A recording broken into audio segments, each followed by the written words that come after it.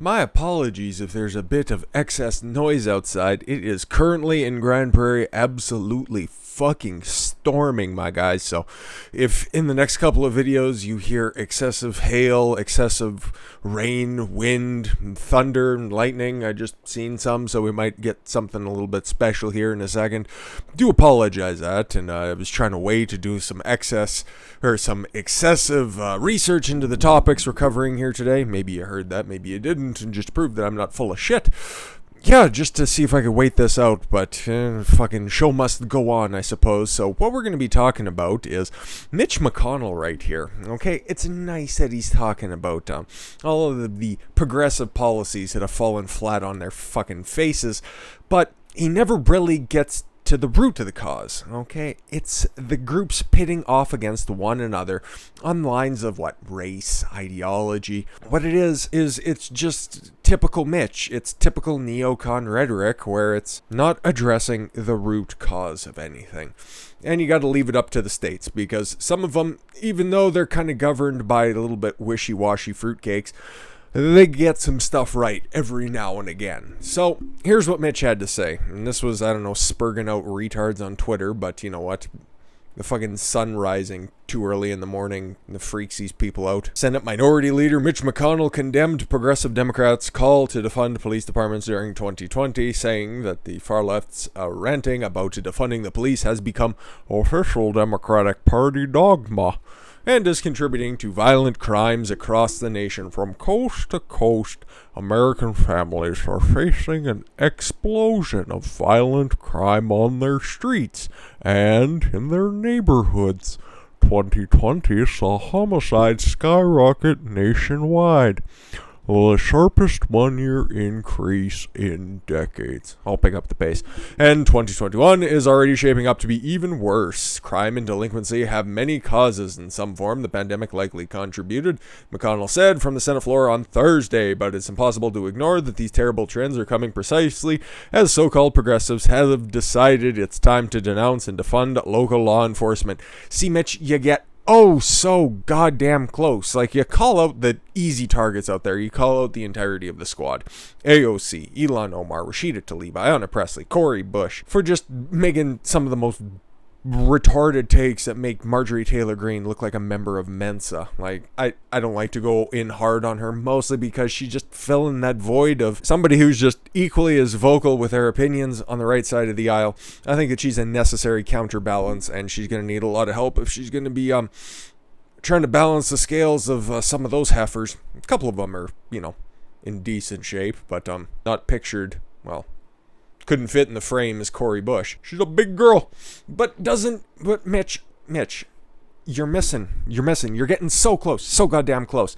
Who are the people calling to defund the police that we seen yesterday or the day before? Those calls were met, at least they were paid lip service to, and eventually fell flat on their fucking face. It's the Marxists that are out there. The Marxists who have infiltrated the Black Lives Matter causes, all of those racists, and have just energized them along the lines that were laid down by Marx and then picked up by Lenin and Stalin, and then have been continued on into the 21st century by Xi Jinping, okay?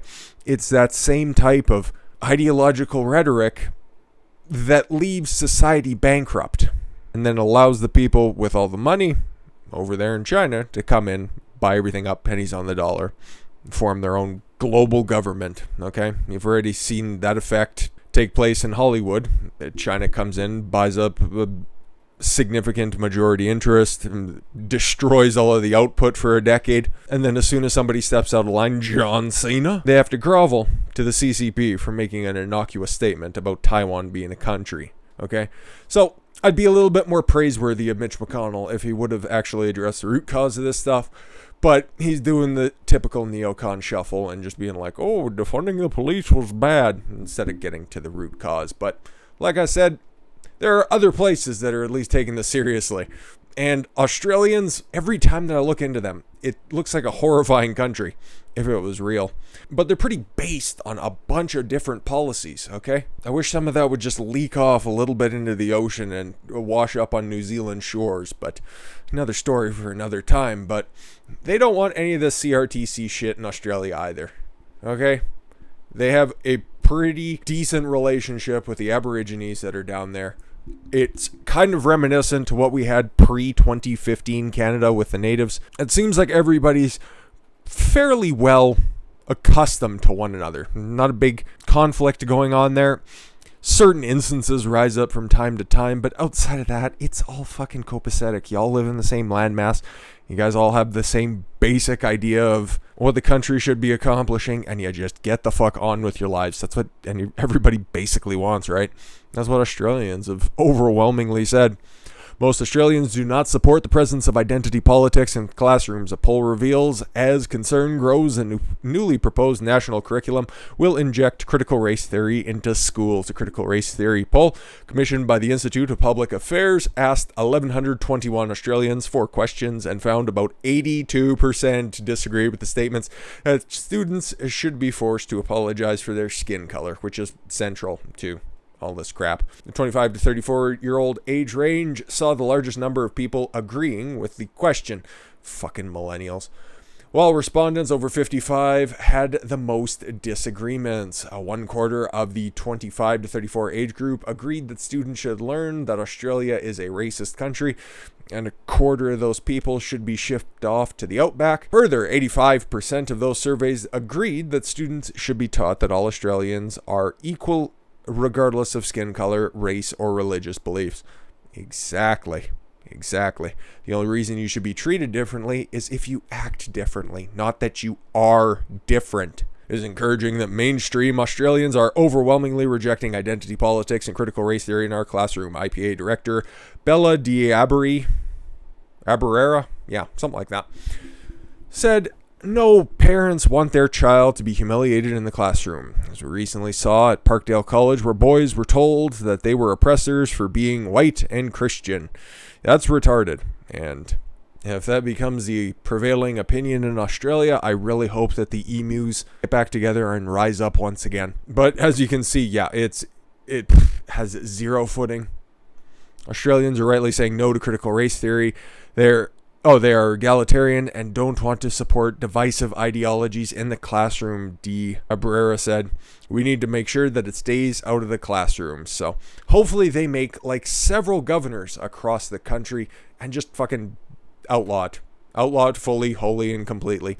Some legislatures, have taken this approach on themselves and have got it up to the governor's desk. Others have just gone out of their way to issue executive orders until their legislature can draft up some legislation in order to negate the necessity of their executive orders, enshrining something in law so it can't just be out of existence on a pen stroke by a governor who is a little bit less sound and a little bit more partial to lobbying dollars.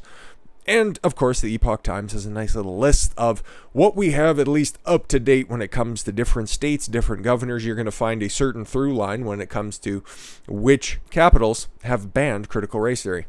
A growing number of states are passing laws prohibiting inculcation of the quasi-Marxist critical race theory. Quasi? Yeah, I think I dropped the qualifier. In schools and other government institutions in response to mounting opposition to the ideology. Governors of Tennessee, Idaho, Arkansas, and Oklahoma have already signed anti-CRT bills. In Texas, Arizona, and Iowa, similar bills are awaiting signatures from the governors. And actually, Arizona just, this is a few hours old, just passed, this is straight from Kelly Ward, the Arizona GOP chairwoman, probably the most based person in Arizona. That's a pretty stiff list of people anyways. So we got a little extra news on this one. Just passed Representative Jake Hoffman's bill banning mass mailing of early ballots to voters that did not request them, which is fucking awesome.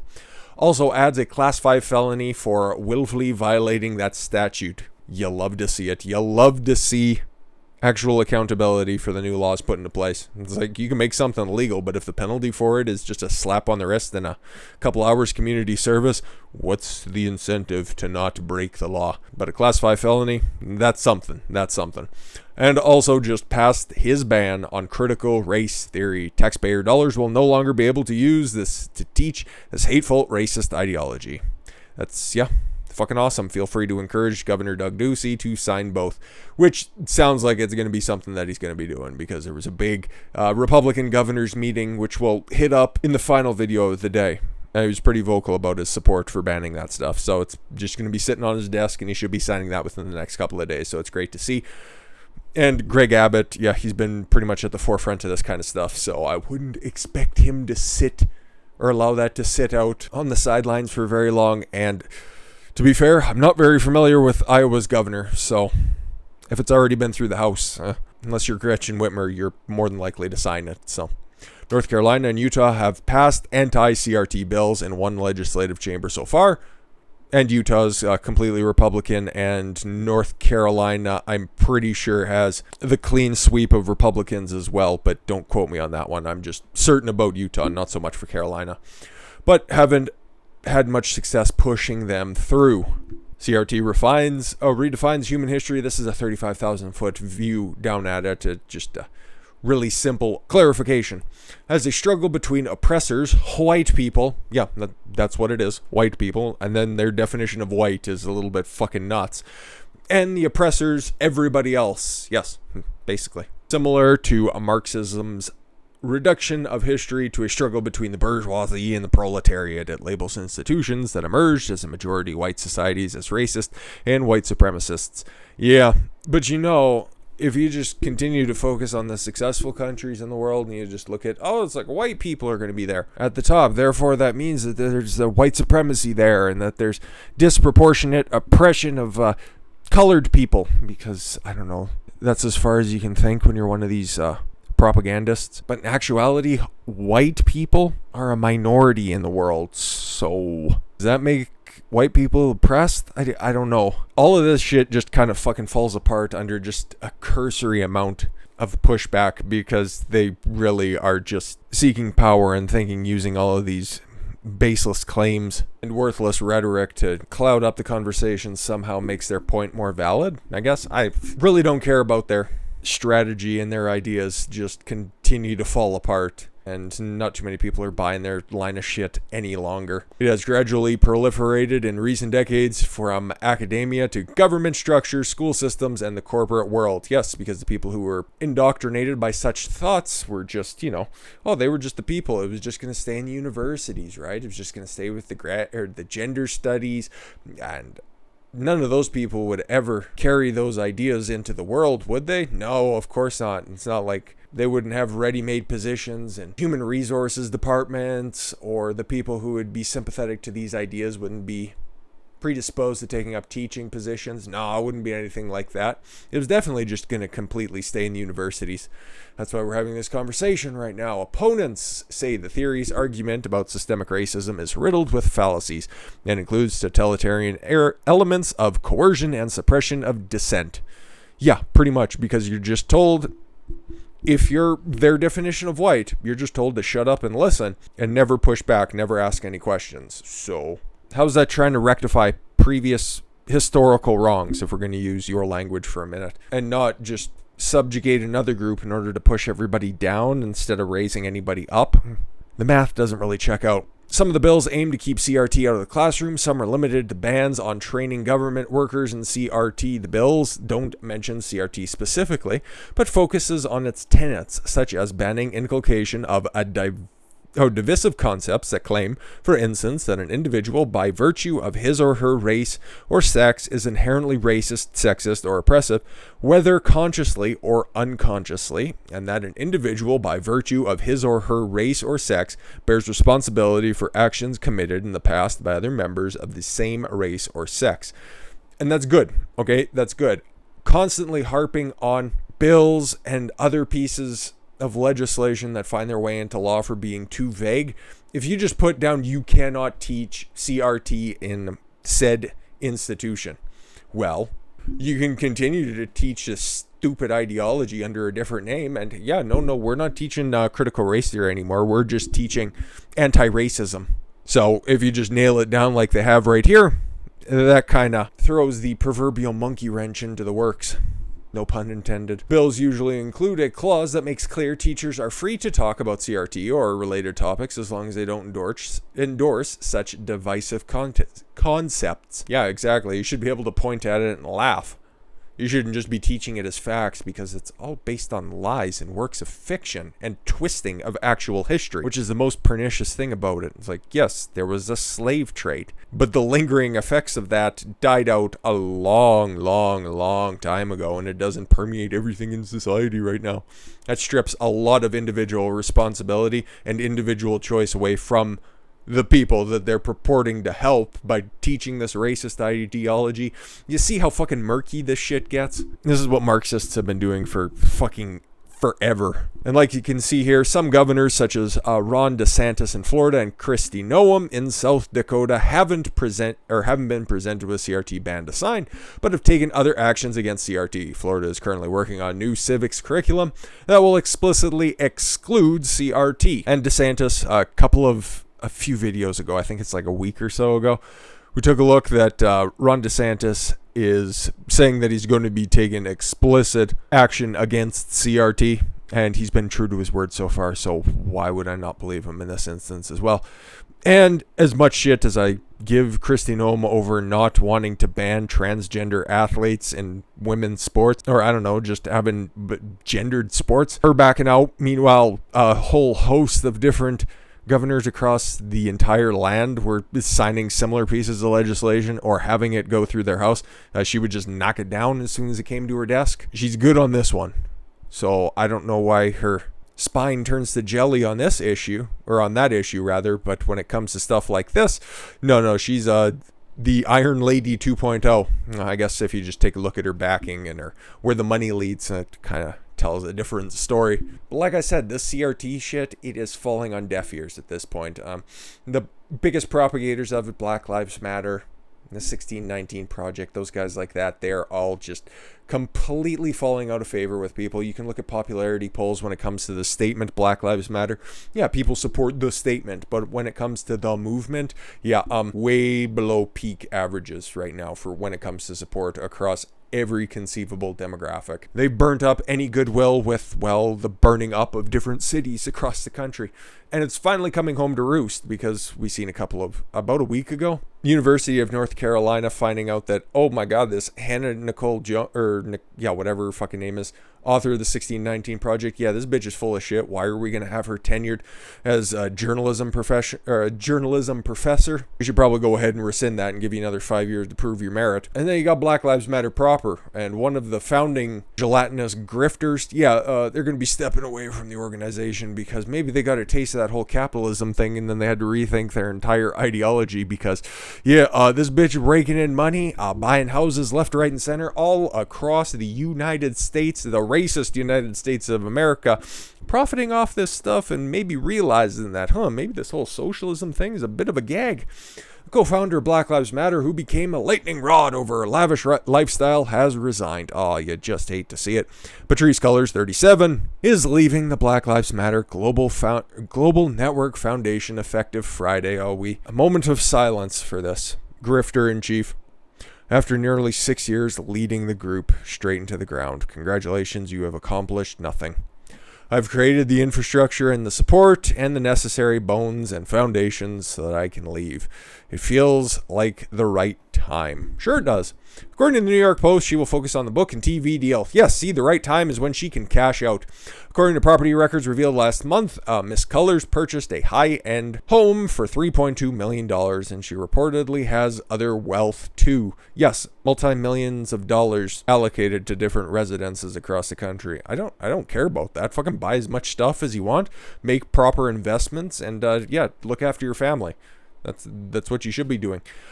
But with a little caveat of, if you want to destroy the nuclear family, but yet you have one, and you want to destroy the banking system, yet you benefit from it, and you want to abolish private property, but yet you keep accumulating it, you can't have it both ways. You can't speak out of one side of the mouth and then expect to benefit from the language out out of your actions. Yeah, it sucks to suck. But that's all right. No, she's going to be a hypocrite right till the dying end of this.